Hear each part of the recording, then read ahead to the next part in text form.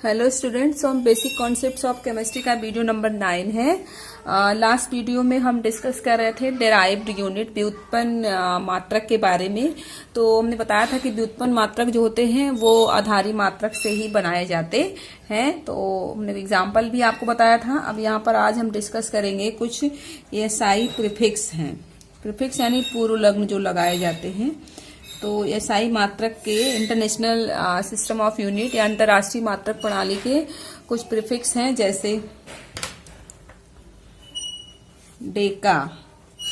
तो डेका के लिए 10 की पावर 1 या 10, और दूसरा है हेक्टो। पढ़ा होगा आपने इसको। हेक्टो के लिए 10 की पावर 2, और नेक्स्ट है किलो। किलो 10 की पावर 3, और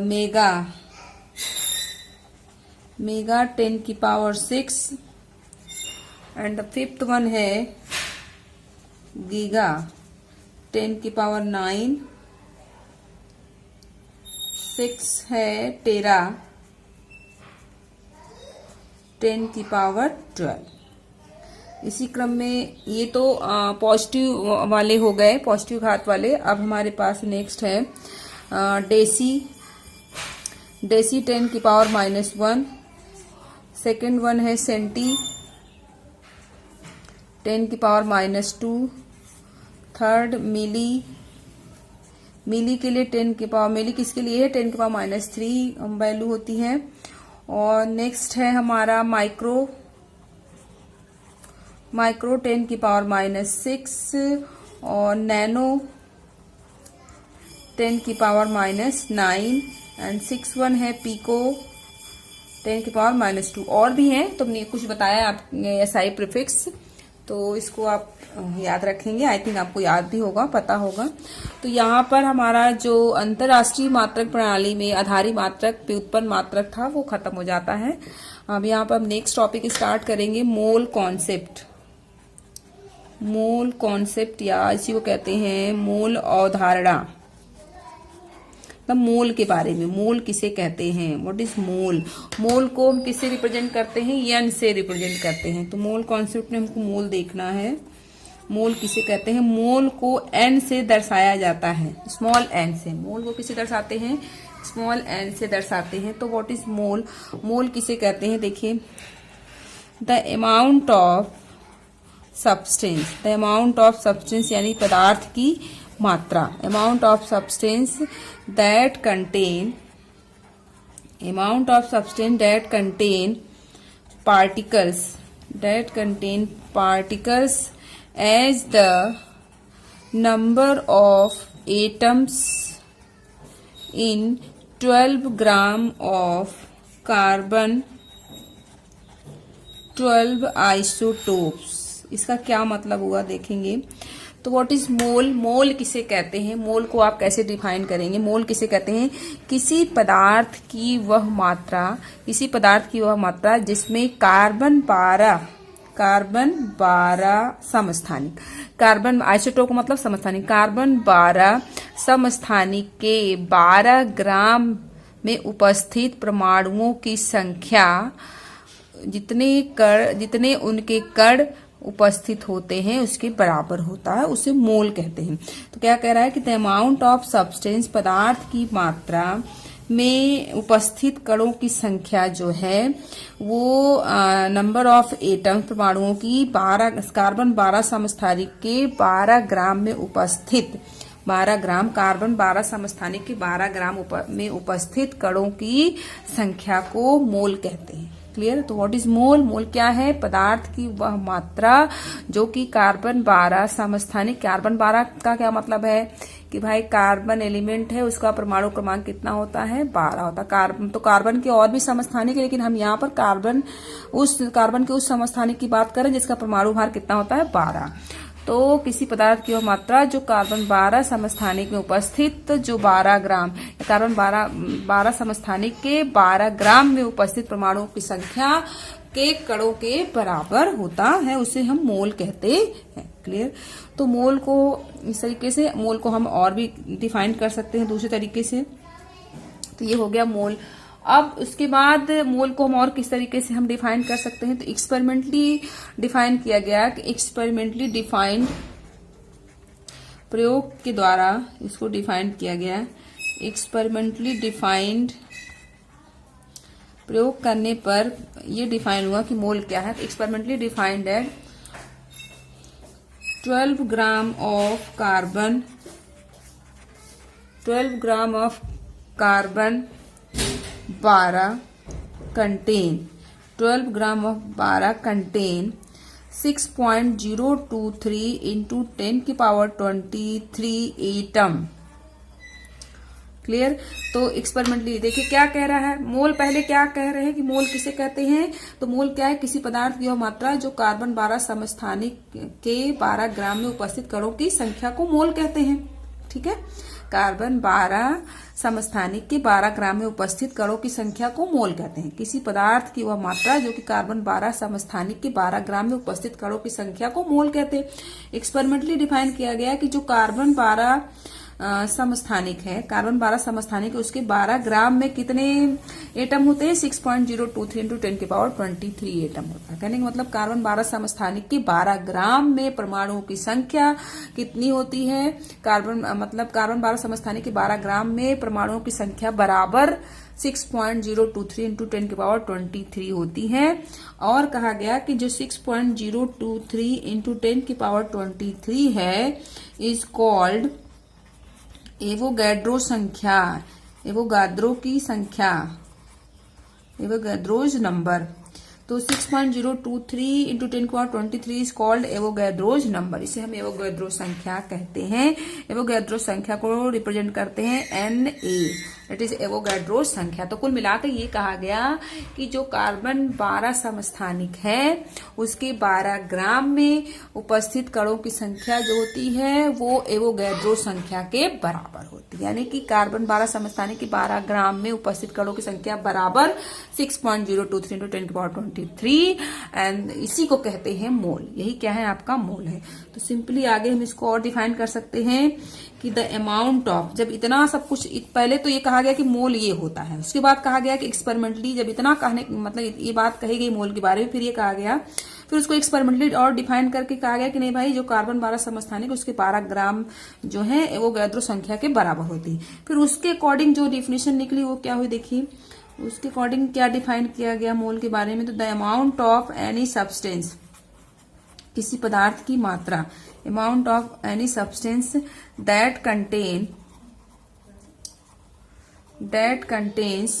6.023 into 10⁻23 particles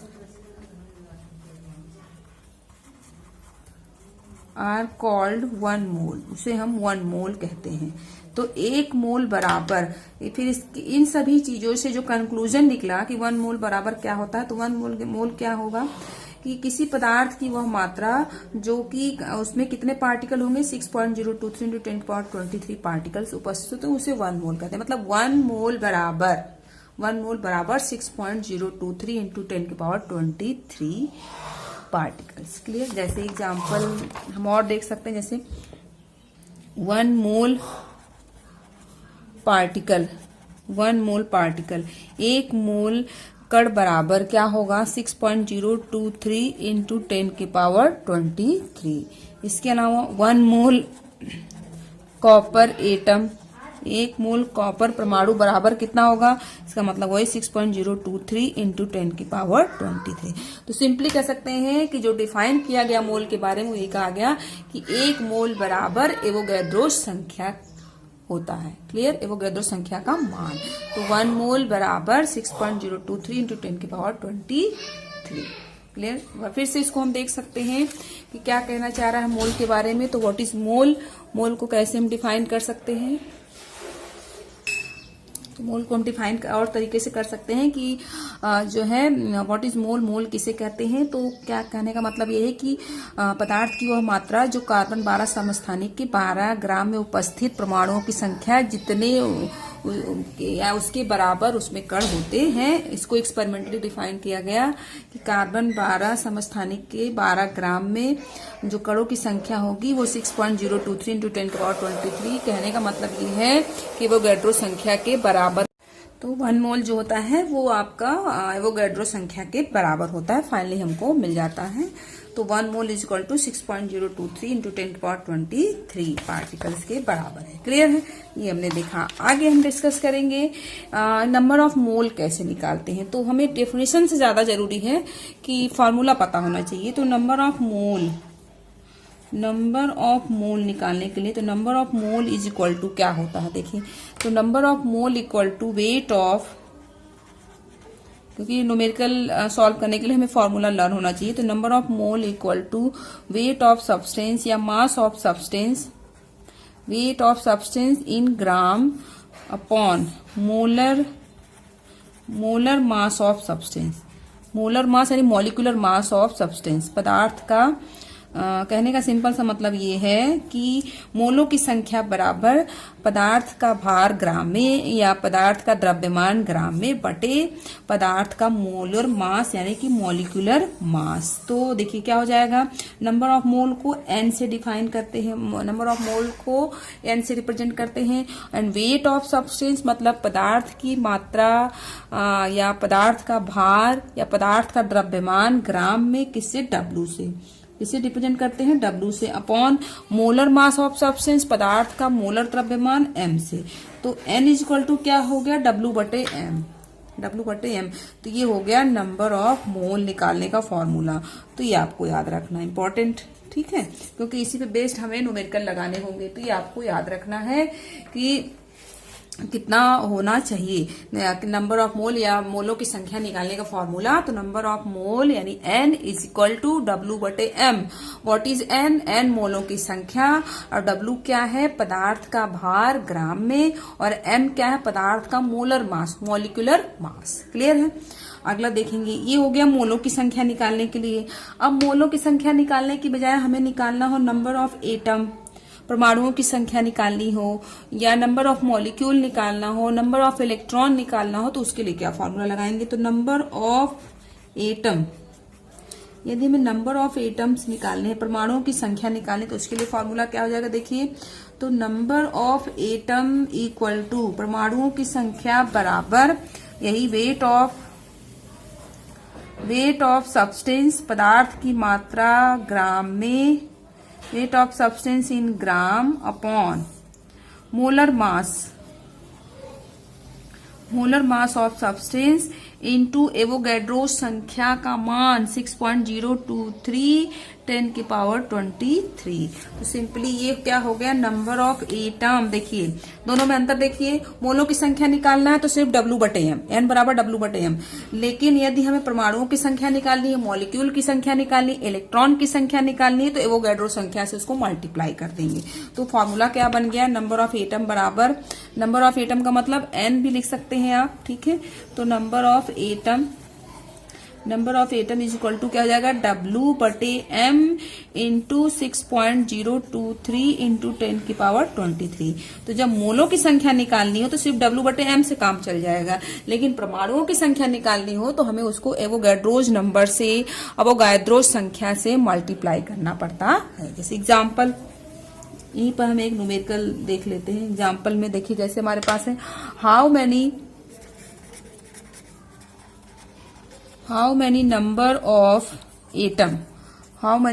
of atoms in 2.3 gram of sodium. देखिए क्या कह रहा है आपका ये जो है एग्जाम्पल क्या कह रहा है, how many number of atom यानी कितने परमाणु, हाउ मेनी नंबर मतलब कितने परमाणु उपस्थित हैं, या परमाणुओं की संख्या कितनी होगी 2.3 ग्राम सोडियम में, 2.3 ग्राम सोडियम में कितने परमाणु उपस्थित होंगे। तो यानी हमको निकालना क्या है, देखिए कोई भी न्यूमेरिकल लगाना तो हमें देखना पड़ता है क्या निकालना है, क्या दिया हुआ, क्या फॉर्मूला लगेगा।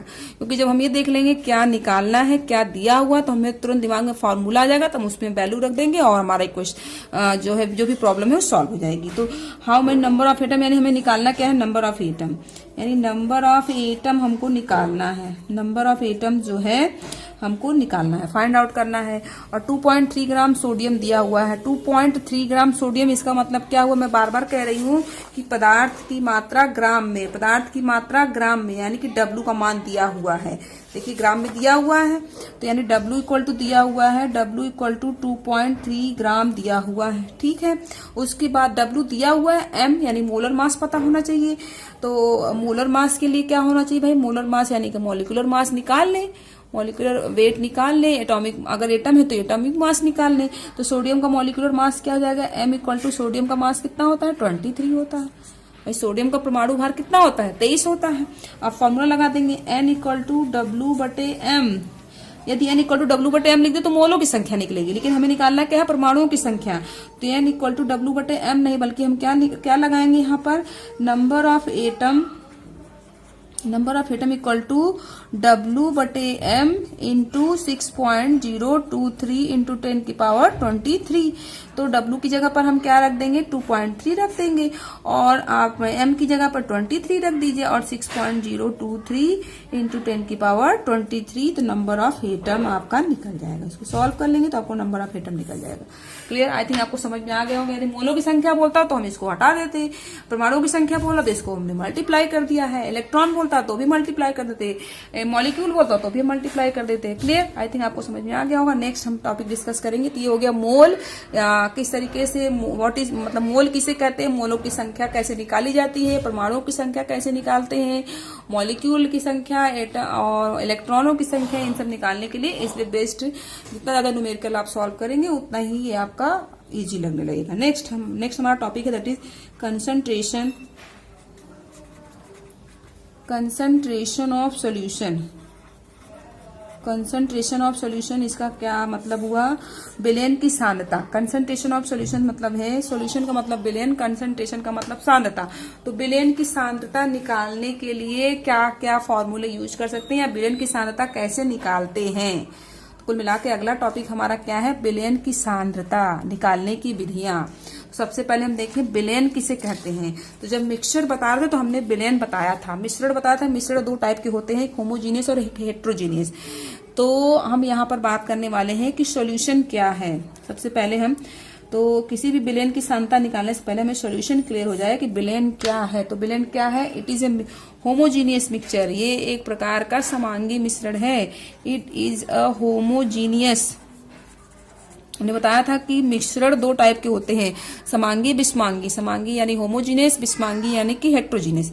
It is a homogeneous mixture यानी कि समांगी मिश्रण, mixture of two or more than two substance, two or more than two substance known as are called known as solution। तो विलयन किसे कहते हैं, व्हाट इज विलयन। विलयन क्या है, विषमांगी मिश्रण, इज होमोजीनियस मिक्सचर ऑफ, यानी दो या दो से अधिक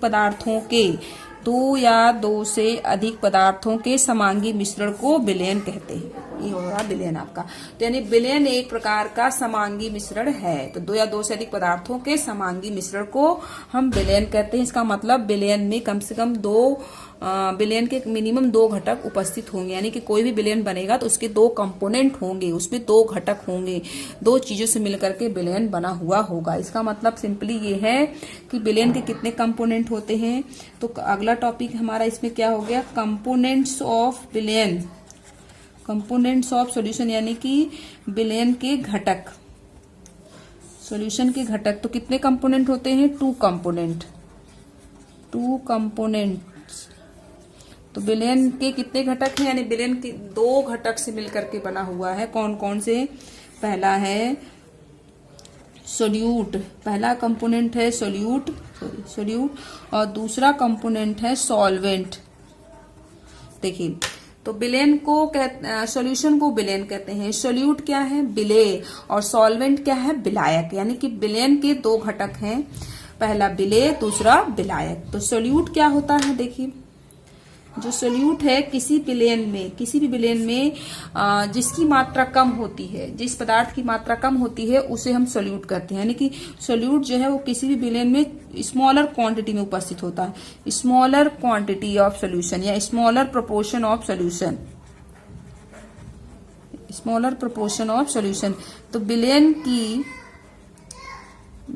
कम वाली मात्रा को, विलेन में जिसकी मात्रा कम होती है उसे हम क्या कहते हैं, smaller proportion of solution is called solute. जिस पदार्थ की मात्रा विलेन में कम होगी वो सोल्यूट होगा। अगला है सॉल्वेंट, और सॉल्वेंट विलायक क्या होगा, larger proportion of solution, larger proportion of solution. और विलेन में जिसकी मात्रा ज्यादा होती है, यानी जिसकी मात्रा कम होगी वो सोल्यूट विलेय होगा, जिसकी मात्रा विलेन में ज्यादा होगी वो विलायक होगा, सॉल्वेंट होगा। जैसे एग्जाम्पल आपका solution of sodium chloride and water, मतलब कि नमक और पानी का घोल, नमक और पानी के घोल में नमक की मात्रा कम होती है, पानी की मात्रा ज्यादा होती है। तो यहाँ पर जो सोडियम क्लोराइड है वो सोल्यूट है, विलेय है, और जबकि वाटर पानी जो है आपका वो सॉल्वेंट है। क्यों? क्योंकि इसकी मात्रा ज्यादा होती है, पानी ज्यादा होगा, नमक कम होगा। इसी तरह से चीनी और पानी का विलयन बना हुआ है, तो चीनी जो है आपका वो विलेय होगा और जो आपका पानी है वो विलायक होगा। क्लियर? आई थिंक आपको समझ में आ गया। तो ये हो गया कि सॉल्यूशन किसे कहते हैं, सॉल्यूशन के कितने कंपोनेंट होते हैं। अब हम बात करेंगे उन विधियों की जिसके द्वारा हम विलयन की सांद्रता को निकाल सकते हैं।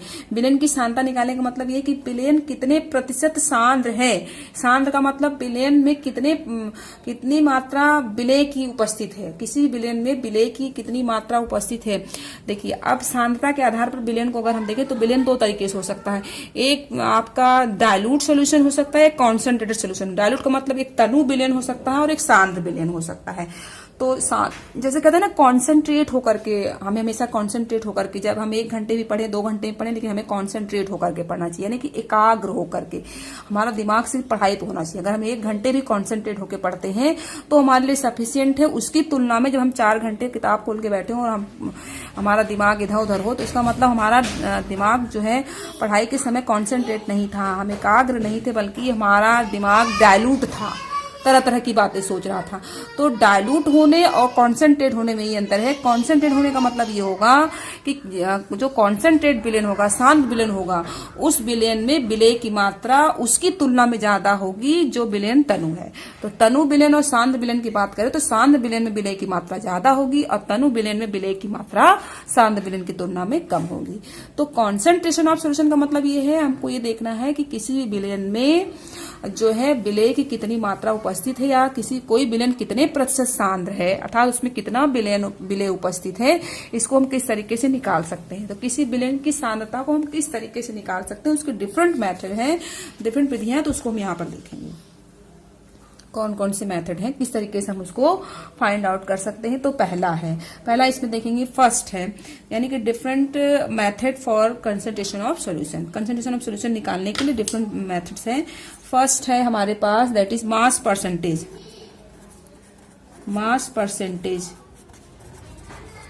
भार प्रतिशत जिसको बोलते हैं, मास परसेंटेज यानी भार प्रतिशत। तो मास परसेंटेज का सिर्फ फॉर्मूला याद रखने हैं आपको, फॉर्मूला याद रखना, उस पर न्यूमेरिकल लगाना और उसमें ज्यादा कुछ नहीं।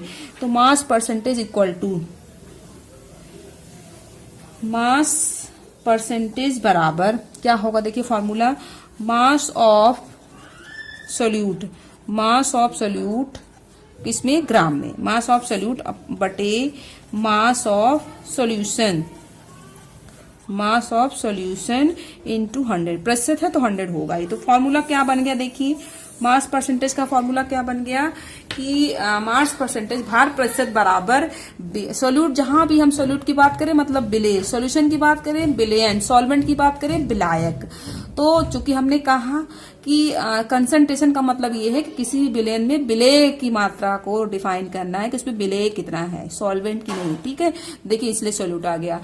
तो विलेय का भार बटे विलयन का भार, यही है मास परसेंटेज, यानी भार प्रतिशत बराबर विलेय का भार बटे विलयन का भार इनटू 100। ये हो गया फॉर्मूला। क्लियर? दूसरा देखते हैं, दूसरा है हमारे पास वॉल्यूम परसेंटेज। एक ये कई डिफरेंट मेथड है, तो हम 1 बाय 1 सबके फिर फॉर्मूले बताएंगे। वॉल्यूम परसेंटेज, आयतन प्रतिशत, आयतन प्रतिशत बराबर, तो वॉल्यूम प्रतिशत बराबर आयतन प्रतिशत बराबर क्या हो जाएगा, सिर्फ मास की जगह पर वॉल्यूम रख देना है, यानी कि volume of solute upon volume of solution, volume of solute upon volume of solution into 100। ये हो गया वॉल्यूम। आयतन प्रतिशत बराबर क्या हो जाएगा, विलेय का आयतन बटे विलयन का आयतन इनटू 100, ये फॉर्मूला। तो मास प्रतिशत बराबर विलेय का भार बटे विलयन का भार इनटू 100, आयतन प्रतिशत बराबर विलेय का आयतन बटे विलयन का आयतन इनटू 100। क्लियर है। अगला है नेक्स्ट, जो कि विलयन की सांद्रता निकालने का, वो है मोलरिटी, जिसको बहुत ज्यादा यूज किया जाता है। मोलरिटी या मोलरता जिसको बोलते हैं, मोलरिटी या मोलरता, इसको रिप्रेजेंट करते हैं कैपिटल M से। इसको हम नेक्स्ट वीडियो में डिस्कस करेंगे।